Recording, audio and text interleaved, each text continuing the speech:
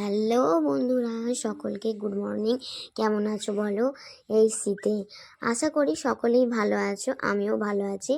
এখন বাজে ঘড়িতে 7:30। তো আজকে 11ই জানুয়ারি, রবিবার। আজ আছে আমাদের সংস্থার বার্ষিক পিকনিক KMD পার্কে। চলো রেডি হওয়া যাক। চলো রেডি হওয়া যাক। তো আমি এখানে প্রথমে গোলাপ জল নিয়ে আমি মুখের মধ্যে ভালো করে স্প্রে করে এই ন্যাপকিনটা দিয়ে আমি মুখটা ভালো করে পরিষ্কার করে নিয়েছি। তো তারপরে ময়শ্চারাইজার অ্যাপ্লাই করে ভালো করে ক্রিমটা মেখে নেব মুখে মধ্যে। অবভিয়াসলি শীত যেহেতু, মুখটা তো রুক্ষ হবেই, যাতে না হয় তার জন্য ময়শ্চারাইজার মেখে নেব। তো তারপর আমি ইয়াররিংটা বদলাবো। তো আমি ইয়াররিংটা বদলে নিচ্ছি। তো তারপর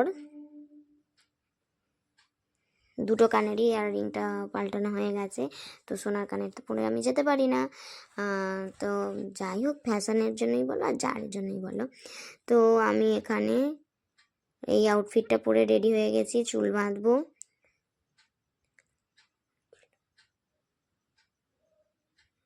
আমি রেডি হয়ে পুরো চুল ফুল বেঁধে নিচ্ছি। আমি চুলটাকে এই মুহূর্তটা যে এই ক্রিটিক্যাল মেয়েদের জন্য কি, মানে কোথাও বেরোনোর হলে চুলের স্টাইল কি করব, সে আমি একটা ভেবে বেঁধে নিলাম। মানে দু সাইডে ক্রিপিং করে, মানে পাকিয়ে পাকিয়ে একটু বেঁধে তারপর বিনুনি করে নেব। তো আমি সেই দু সাইডটা এক সাইডটা আমার ক্রিপিং হয়ে গেছে, মানে পাকানো হয়ে গেছে। তো আমি আর এক সাইডটা করে নিচ্ছি। তো তারপরে সাইডে ক্লিপ করে ক্লিপ দিয়ে পিন আপ করবো। তো আমার করা হয়ে গেছে, অলমোস্ট ডান। তো দু সাইডে এবার আমি বেনি করব। বেনিটা করার পরে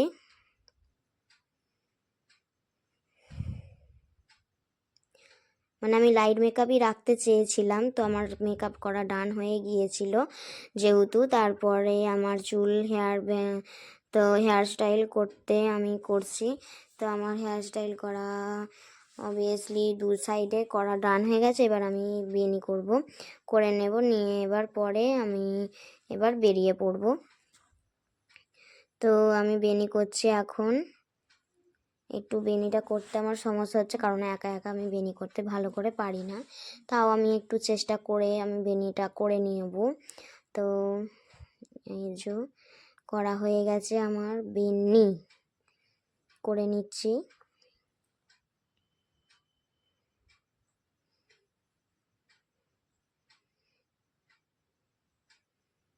তো জানো গাইস, সকলেই আমায় বলছিল এই হেয়ার স্টাইলটা করে যাওয়ার পরে যে তোর হেয়ারটা খুব সুন্দর লাগছে।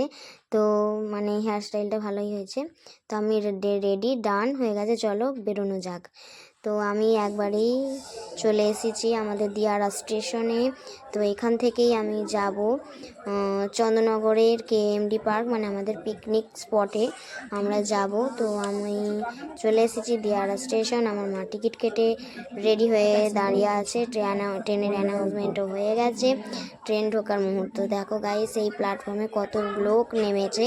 আমাদের এখানে অনেক স্পট আছে, তো পিকনিক স্পটে পিকনিক করার জন্য। সেই দিনটা ছিল 11ই জানুয়ারি, রবিবার। তো আমাদের সংস্থার বার্ষিক পিকনিক সেই দিনকেই ঠিক করেছে KMD পার্ক চন্দননগরে। তো আমি আর মা যাব। এবারে চলে এসেছি, একেবারে পার্কের ভিতরে ঢুকে পড়েছি। আমি, মা আর সোমার মা, সহেলের বাবা, এরা সবাই মিলে আমরা একসাথে একই ট্রেনে এসেছি। তো দিয়ারায় বাড়ি, যেহেতু দিয়ারা থেকে আমরা শেওড়াফুলি স্টেশনে নেমেছি। দেখেছি ট্রেন দাঁড়িয়ে আছে, ট্রেনেতে উঠে পড়লাম ব্যান্ডেল লোকাল। তো আমরা ব্যান্ডেল লোকাল ট্রেনেতে ওদের সাথে একেবারে সকলে এসে জড়ো হয়েছি। তারপরে সকলে মিলে আমরা KMD পার্কের মধ্যে ঢুকে পড়েছি। তো আমরা হেঁটে রাস্তা দিয়ে যাচ্ছি, তো দেখতেই পাচ্ছ।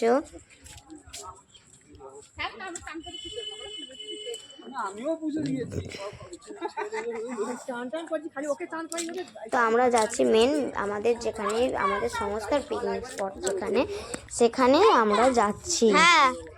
তো রাস্তায় একটা আমাদের ছোট বাচ্চার সাথে দেখা হয়ে গেছিল, ভাই, একদমই ছোট। ও আমাদের রাস্তা চিনিয়ে নিয়ে যাচ্ছিল কোথায় হচ্ছে।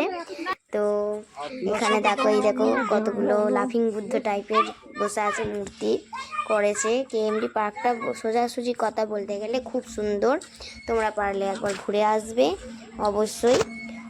তো এই দেখো আমরা যাচ্ছি।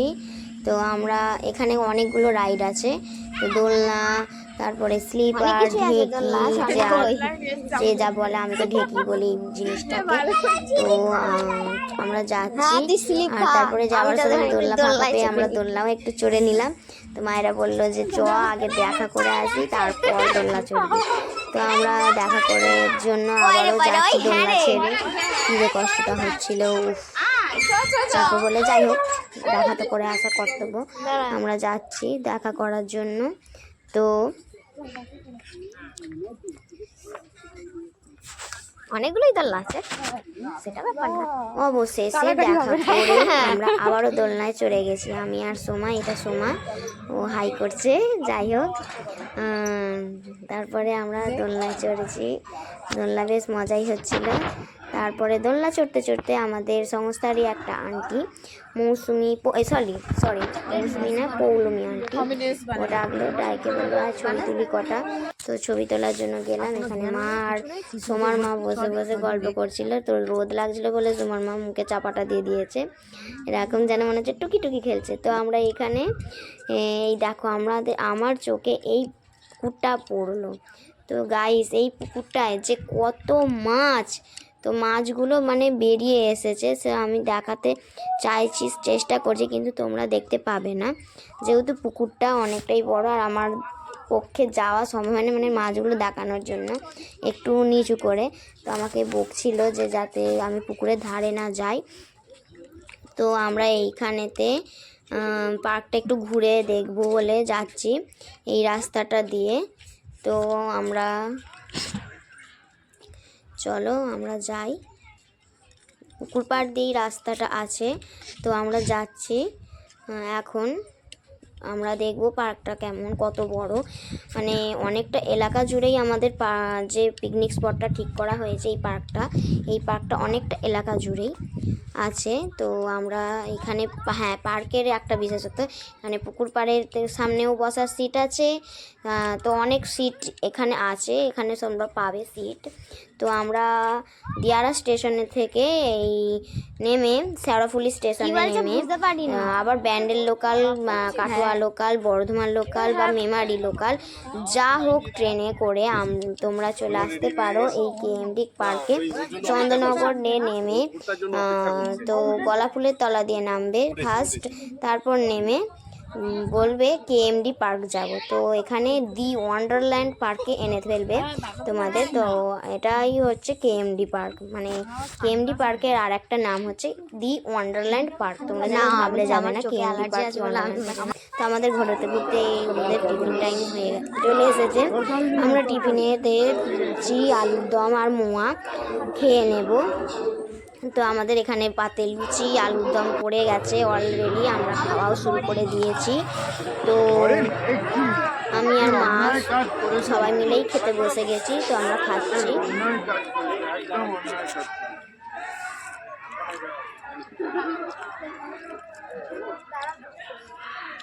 বড় ফড় সবাই যাচ্ছে। তো আমি মাকে কি একটা বলতে যাচ্ছিলাম, ওখানে কুকুরছানাগুলোকে দেখে আমি বলতে যাচ্ছিলাম কত কুকুরছানা। তাই লাস্টে মোয়াটা আসতে দেরি করে ফেলেছিল, আমাদের টিফিন টাইমে আসেনি, এসে পৌঁছায়নি। এই দেখো আমি যে কুকুরছানাগুলো কথা বলছি, এই দেখো ছানাগুলো সব ওর ঘাড়ে, তার ঘাড়ে যে শুয়ে আছে, তো গাছের তলাতে। তারপরে একটু বেলা হতে ওরা চলে গেছে ওখান থেকে, আমরা সব যাতায়াত করছি বলে। তো মানে কুকুরছানাগুলো খুবই কিউট। তো আমরা খাওয়া দাওয়ার পর্ব শেষ করে, টিফিন শেষ করে চলে এসেছি আবারও পার্কটা ঘুরতে। তো এই দেখো কত গাছ আছে, এই গাছগুলোর আমি নাম জানি না, তোমরা কেউ জেনে থাকলে কমেন্ট করবে অবশ্যই। আর এখানে আমাদের প্রোগ্রাম চালু হয়ে গেছে, মেন প্রোগ্রাম আমাদের প্রতি বছরের মানে প্রোগ্রামটা হয়। আর এই প্রোগ্রামটার শুভ উদ্বোধনী হচ্ছে এই সায়ন, মানে ছেলেটার নাম যে সায়ন, ও মাউথ অর্গান দিয়ে প্রোগ্রামটার শুভ উদ্বোধনী করলো। তো এখানে দেখো আমরা সায়নের একটু মাউথ অর্গান শুনে নেব।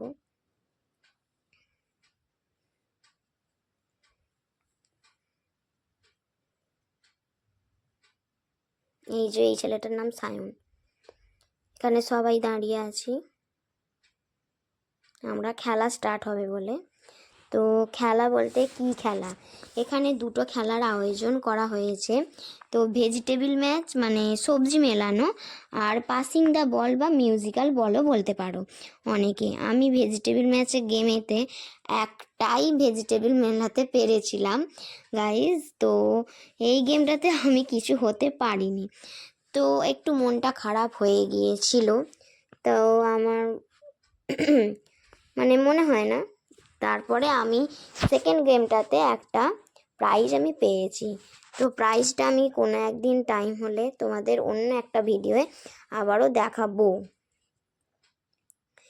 তো আমাদের সায়ন ভাইয়ের এইটা শেষ হয়ে গিয়েছিলো ও, তারপরে এবার গেমটা স্টার্ট হয়ে গেছে। তো সবাই একজন করে এসে মেলাচ্ছে, কে কটা মেলাতে পারে। আমি বলেছিলাম ফার্স্টে আমি একটা মিলিয়েছি। তো এখানে ববিতা দি বলে এই যে মেয়েটা ফার্স্টে করলো, তো ও মেলাতে পেরেছিল 3টে। তো তার যাই হোক, আমাদের এখানে খেলা চলতে চলতে আমরা এখানে চলে এসেছি ছবি তুলতে। এখানে একটু ফুল গাছ আছে, ব্যাকগ্রাউন্ডটা ভালো দেখে আমরা ছবিটা তুলবো বলে এসেছি। তো আমাদের ছবি তুলি ততক্ষণে চলছেই। দেখো কত সুন্দর সুন্দর গাঁদা ফুলের গাছ সব বসানো হয়েছে। এই পার্কটাতে সব বসিয়েছে শীতকালীন ফুল গাছ, অনেকগুলোই আছে। তো আমরা ছবি তুলে চলে এসেছি বোট রাইডিং করতে, মানে জলেতে যে বোট চাপে না, ওই বোটটাই আমরা চড়তে এসে গেছি। এটা হচ্ছে সোমালিকা, এটা সোমালিকার বোন। তো যাই হোক, আমরা বোটেতে চড়ছি, মানে 30 টাকা করে এখানে বোট রাইডিংয়ের টিকিট কাটতে হয়। তো আমরা 30 টাকা করে টিকিট কেটে 15 মিনিট বোট রাইডিং করা মানে বোট রাইডিংটা 15 মিনিটে 30 টাকা এইরকমই আর কি দেয়া ছিল বোর্ডেতে। আমরা দেখে, মানে বোর্ড বলতে সাইনবোর্ডে টাঙানো ছিল। তো আমরা এইসব নিয়ম দেখে বোট রাইডিং করতে চলে এসেছি। খুব মজা হয়েছে এই বোট রাইডিং করতে। তো এই দেখো পুকুরের জলটা জাস্ট দেখো বন্ধুরা, মানে কত স্বচ্ছ, কাঁচ, মানে কাঁচের মতো জল যাকে বলে সেরকমই। তো এখানে কিন্তু একটাই রিকোয়েস্ট, এখানে অনেক পাবলিক এসে না ওই প্লাস্টিকের বোতল প্লাস্টিক ফেলে একটা জায়গা ভরাট করেছে। কিন্তু এইটাই আমার কাছে রিকোয়েস্ট, তোমরা আসো, ঘোরো, সব কিছুই করো, এখানে ডাস্টবিন আছে, ডাস্টবিন ইউজ করো। তো এইগুলো করা ঠিক উচিত নয়, আমার তো অন্তত পার্সোনালি মনে হয়। তো আমরা এখানে এখনও 15 মিনিট আমাদের শেষ হয়নি, আমরা বোট রাইডিং করছি। তো এটা সোমালিকার বোন। তারপরে আমরা চলে গেলাম আবার গেমে। বোট রাইডিং করার পরে আমাদের পরের খেলা শুরু হয়ে গেছিলো পাসিং দ্য বল বা মিউজিক্যাল বল, যা খুশি বলতে পারো। আমি কিন্তু বলেছিলাম সেকেন্ড হয়েছি। তো আমি বারবার সেকেন্ড হয়েছি বলতে চাইছি না যে কথাটা। তো আমি হতে পেরেছি সবার মধ্যে, এটাই আমার আনন্দর মানে বিষয়। তো এখানে গোলটা বড় করে সবাই মানে মিউজিক চলবে, তো সবাইকে বলটা পাস করতে হবে। এই যে খেলা স্টার্ট হয়ে গেছে, তো দেখো খেলাটা কেমন ধরনের হচ্ছে।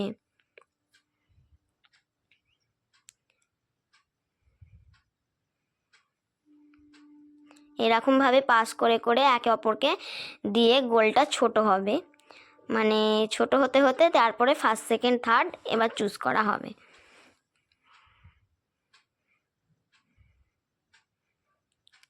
ফার্স্টেই সোমালিকা আউট হয়ে গেছে।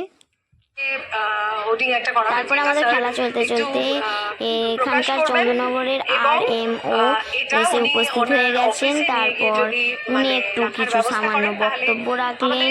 এই পিকনিকের আমাদের ফিস্টের যে আয়োজনটা করা হয়েছে বা থ্যালাসেমিয়া মুক্ত সমাজ গড়ে তোলার জন্য যে একটা উদ্যোগ, সেটা নেওয়ার জন্য তিনি একটু বক্তব্য রাখলেন। তো এই বক্তব্যের মাধ্যমে আমাদের সেন্টার থেকে মানে সংগঠন থেকে এই ব্যানারটা ওনাকে গিফট করা হলো, যাতে উনি ওনার অফিসে এই ব্যানারটা অবশ্যই রেখে দেন। করবেন না, প্লাস্টিক বর্জন করুন। এই উপরের থ্যালাসেমিয়া বা দেখো গাইস, এখানে লেখা আছে সামাজিক দায়িত্ব, এবং এই এগুলো কী কী সেগুলো লেখা আছে।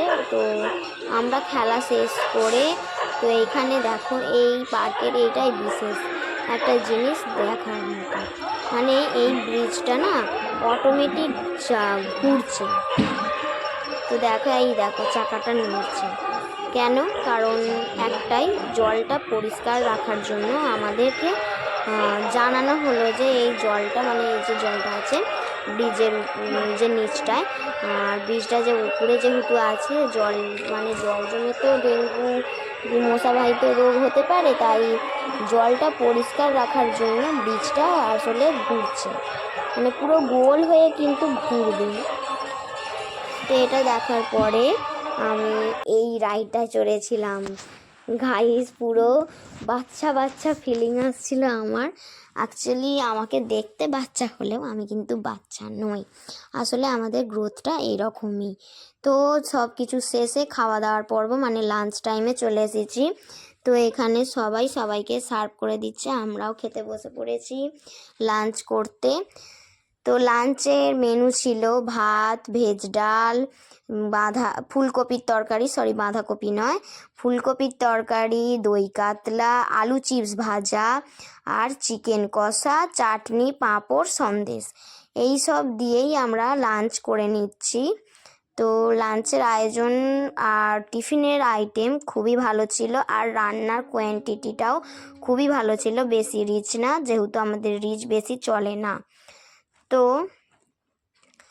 আমাদের লাঞ্চ টাইম এখন শেষের পর্বেই চলছে। তো আমি শেষ করে এখানে বসে পড়েছি। তো এখানেই ভিডিওটা আমার শেষ হচ্ছে। তো ভিডিওটা ভালো লাগলে like, comment and share and subscribe অবশ্যই করে দিও আমার নতুন চ্যানেলটা। আর টাটা গাইস, লাভ ইউ।